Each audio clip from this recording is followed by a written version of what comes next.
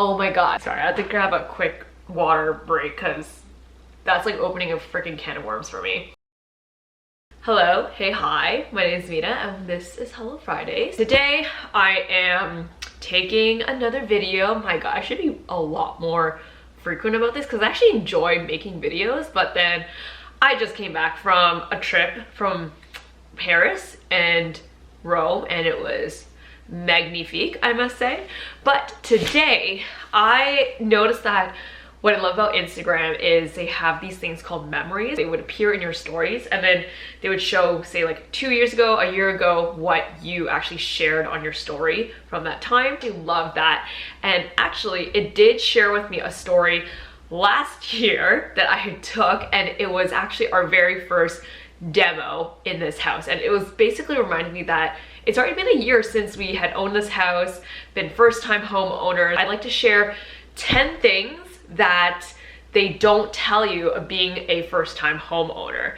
Yes, there is the expenses part, there's the mortgage payment part, but here's like the soft things that no one really talks about. Let's get started. What a great time to reflect, because I would have never expected this off the get-go. Number one is disposable income. It has become absolutely non-existent. Before, when I lived with my then boyfriend, it was like, you know, we can afford to buy clothes, we can afford to buy like impulsively, like the newest toys or like tech toys and whatever, or like just go out on a whim to go out to eat.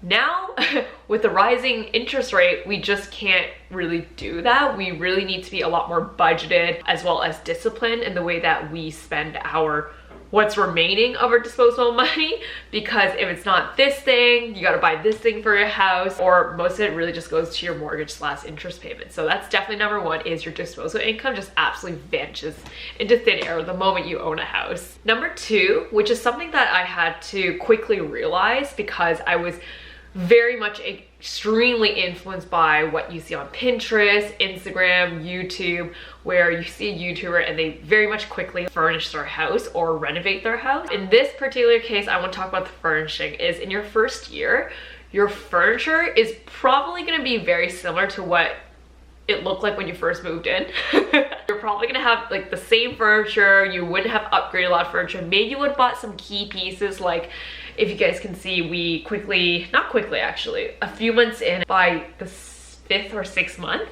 that's when we actually bought our dining table, because it was important for us to actually have dinner at a dining table. You're gonna buy some key pieces, but honestly, our guest room is not done. My office is not done. It's basically been what we had in the condo moving in and using that exact same furniture. This small couch is something that we want to upgrade to a little bit bigger. We noticed the guests don't really have a spot to sit, and even we like to like sleep horizontally on this couch, and we've never been able to upgrade because, again, referring to number one, there's not as much disposable income. There's a lot of other things in this house that we need to fix. Like, it's okay, take your time to furnish it. And also another thing about furnishing is you want to get a good flow as to how you like to position things in the house, how you like to work around or just move around the house, and really determine what is the furniture piece that's good for your space and the way that you live. So take your time, save up, and really understand how you want to use your space before investing in a big piece of furniture, because those things are not easy to move out,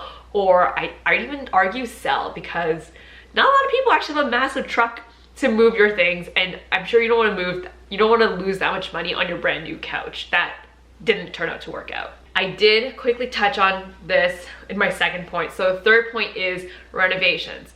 Again, alluding to a lot of Instagram out there, that is very much what they show on Instagram. They could have spent a lot of years saving up for renovations so that one time they can renovate a lot.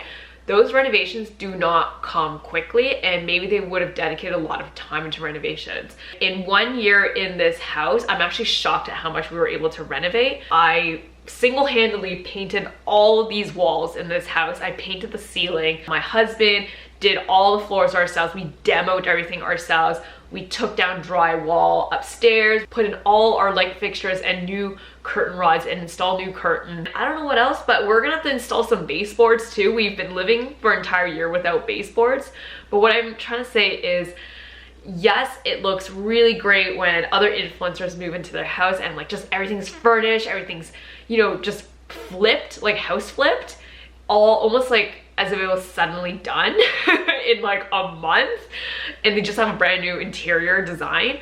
But it doesn't happen like that in reality. I'm trying to be patient. I'm actually the impatient one, and I'm like, I want to get everything done. Our bathroom's absolutely trash. Our laundry room's absolutely trash. But again, limited funds, limited time because we're doing everything. So it's trying to just keep your reality in check and not compare yourself to, say, you know, other people who may have, you know, a bit more resources than what you currently have in your own life.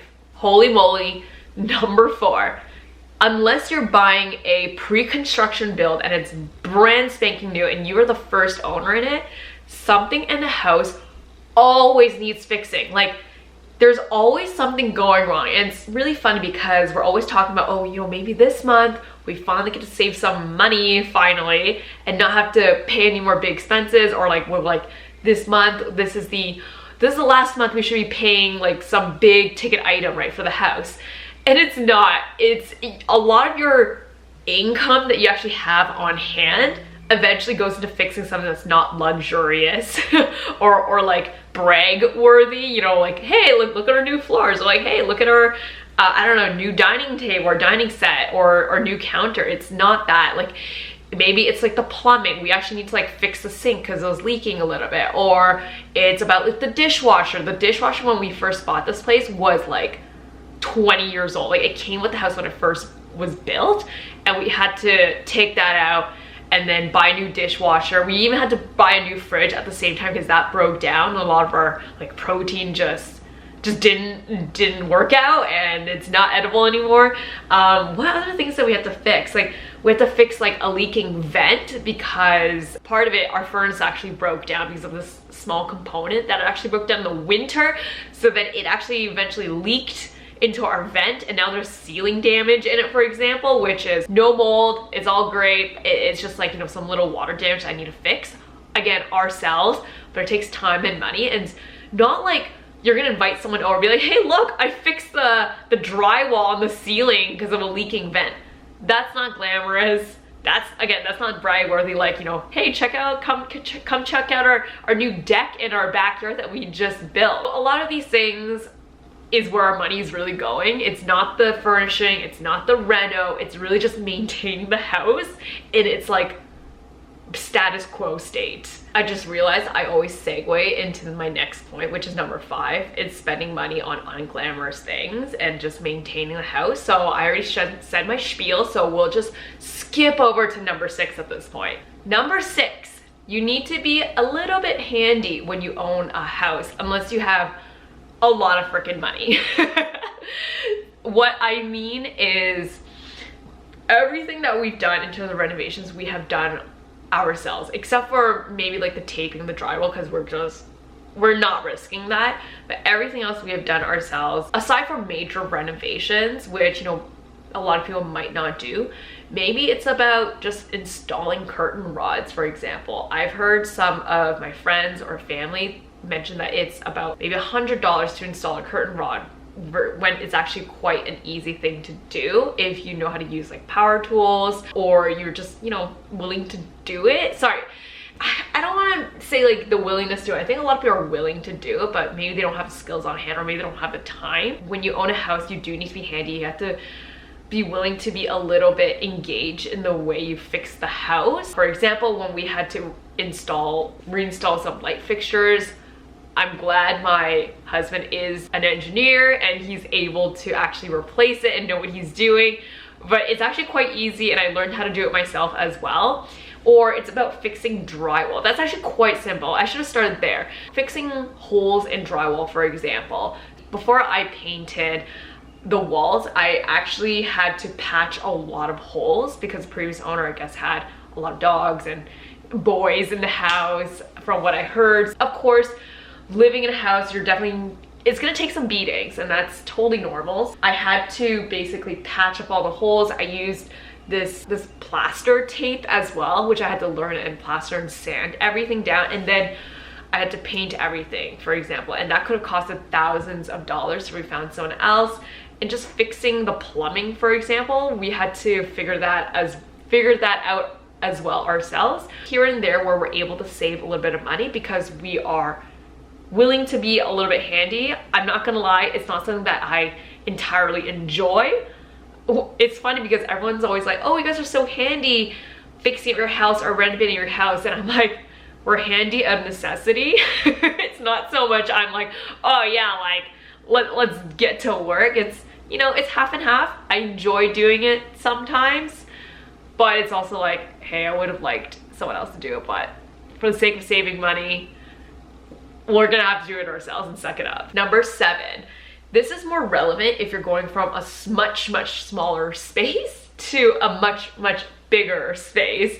Before, we were living in a 1-bedroom, probably 500 square feet, bedroom, 1 bathroom, 1 bedroom condo, and that was pretty easy to clean. The kitchen was tiny, so there wasn't much time dedicated to cleaning. But now cleaning is a full-on operation, and how I'm able to keep myself sane is what I heard is like the productive 15 minutes. Every day, if you have 15-minute break, I would literally just vacuum the floors. I would just randomly vacuum areas or wipe areas on during my free time, or if I'm going downstairs, I would make sure to look around and see if there's any things I should bring downstairs and put back in their place. I've tried doing this before. I tried dedicating like say 1 afternoon to clean the entire house, and it's not possible. You just get exhausted and the things don't get done. When you live in a house, when you go from like 500 square feet and you triple it or quadruple it or whatever you buy or upgrade into, cleaning needs to be very much in your daily lifestyle for it to be absolutely manageable, especially if you're not like hiring a cleaning service. Every weekend I would try and clean the toilets, or at least clean 1 toilet, and then maybe on Saturday I would clean the powder room, Sunday I would clean the main bathroom. Every other week we would clean 1 room and then move on to another room the other week. It's always alternating, but every single day I would always try to pick things up and put them back in their place. Or when I mentioned sweep, vacuum, that's pretty easy, low commitment, but that's how we're able to keep it somewhat sane in this house. Also, we don't have kids, so that kind of makes it a little bit easier. Whoever has kids and they still keep the house incredibly clean, I don't know how you do it, like props to you. And anyone who does have kids and invites me over and they're like, oh, sorry for the dirty house or messy house, I totally get it. Don't feel embarrassed. It happens. Like, kids are already a very much handful, and that's a full-time job. Cut yourself some slack, but for anyone who's expecting from upgrading a small place to a big place, expect the cleaning to come with it as well. Moving on to number 8, which are pets. Sorry, I had to grab a quick water break because that's like opening a freaking can of worms for me. Pets. Living in a house versus a condo brings a whole realm of challenges when it comes to pets. I will also caveat, I lived in a brand new condo. We didn't have any like cockroach problems or bedbug problems just yet. We probably had spider problems because of the balcony and everything, but the spiders remained outside. They respected our boundaries, like we were cool. When we moved into the house though, like in the first month, I think we moved in around spring, we didn't have an ant problem. We definitely saw like 1 or 2 ants here and there. And I'm like, oh my God, like when we were in a condo, it was a lot more forgiven if you left like, you know, a few dirty dishes from time to time. But in the house, going back to my point about being clean, is you have to be very much on top of your cleanliness, because again, I've heard from my friends and they're very clean people, but just the nature of how many entry points a house has, there would be mice the next day if you don't keep your house clean, or there'd be ants that would come in because it's spring and they need to find nutrition elsewhere. But the other thing that we had, and right now I still have a gripe with it because I know it's not us, is clothing moss. And what I want to say is, don't be ashamed of having pets, because having a house just comes with the realm and territory of having pets. It's totally natural. Do not be ashamed. Like, everyone's dealing with it, and I wish more people talked about it. Okay, so going back to my point about clothing moss, is the previous owner here, it wasn't the cleanest, okay? There was carpet on the stairs and the entire upstairs bedroom. When we checked out the house, and you know, you do inspection and everything when you're doing like a walkthrough, let's just say it wasn't the cleanest, especially in the closets. What I noticed is, oh, and they also had a dog, a rabbit, and I think a cat and 2 teenage boys, and they were very, very good to suspect that there was also shoes being worn around the house, just based on like the condition of the floors and how much dirt there was on the carpet when we were trying to clean it with a carpet cleaner. I noticed that in the first couple of months when we were living there, I noticed that there was like these little moths, and then I personally have never seen a clothing moth in my freaking life. So I was like, oh, like that's weird. It's probably like a spring bug and it'll just go away eventually as long as we keep the place like somewhat clean. And no, found out there were freaking clothing moths, and now we have like a slightly better clothing moth problem. But at the beginning, it was all over the place. Like it was in my office, like there were like 10 of them in my office for some reason, and there was definitely an infestation. I literally get an entire system down. I can make an entire video about clothing moths and my struggles with it right now. Is I had to literally like get vacuum sealed bags. I actually got a what they call a thermal striker. It's basically a heated box where you can like throw all your clothes in to like kill the larvae and eggs and any other clothing moths and stop the cycle. I sprinkle like this diatomaceous earth. I'll put the name somewhere here, all over the corners, and I'm gonna keep putting them before I put the baseboards in, but they're just hiding somewhere. Like the situation's gotten so much better right now, but I don't think they're eradicated entirely just yet. And yeah, like sorry, this is an entire rant about clothing moths because it's really struck a nerve with me, because I feel like it's like representative of my cleanliness and my pride of cleanliness. And if I see a clothing moth, I'm like, oh my god, is it me? Am I the one that's dirty? Situation's a lot better. We barely see them. We only see them from time to time. But you should not be ashamed of pests. It comes with the territory. Just be on top of your cleanliness and organization, and definitely implement like storing away systems that you may not have thought about previously if you say lived in a condo or like a new house. Number 9, I finally understand my parents when it comes to the thermostat, especially my dad. It's always the dads that care about the thermostat the most. He would never turn on the AC, he would never really turn on the heat until he got really sick one time and they finally turned on the heat in the winter. We've actually seen quite an increase between seasons when you use the, I guess, like central heating and cooling system. That's something I would definitely never take for granted ever again if I ever sleep over at my parents' place. But yeah, like the costs do add up. I don't know what else to say. Like, damn, heating, cooling the house is freaking expensive too. Number 10, and I think this is one of the most important part about owning a house and lessons that I've learned as a homeowner in my first year, is having really, really good neighbors. We have a townhouse, as I think I mentioned previously, and it's a unit where you have 2 other units connected on either sides of your house. This is particularly more important because you share the wall with your neighbors. It means you're sharing some property lines with them. You might also be sharing the roof with them.